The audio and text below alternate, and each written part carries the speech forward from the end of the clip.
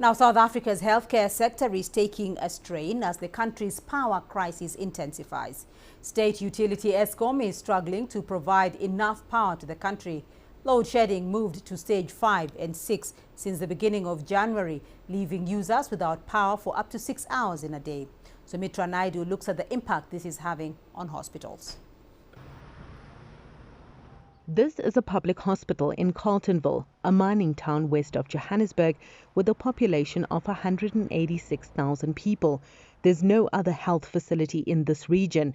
Ensuring there's power in this hospital is a priority. Our generator can run the bulk of the facility. The problem with that is the enormous diesel cost. Our annual budget is in excess of 3 million rand just for diesel. And that's not something that's sustainable long term. 3 million rand would be better used fixing the infrastructure. But right now we're spending that kind of money just to keep the wheels turning.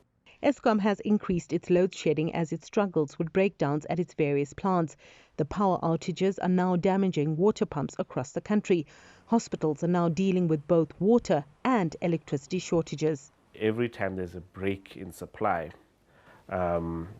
patients are immediately impacted. And I know some of the bigger hospitals in Gauteng literally have to sometimes close their doors because you can't run a facility without water. You increase your risk of infection and disease spreads very, very quickly. The minute we go on to load shedding, the generator kicks in a few seconds. But the concern is that there might be days when load shedding goes on for a longer period and then our generator, because it's quite old as well, might die or might not work accordingly. So that would be a concern for our patients that we need to take into theatre.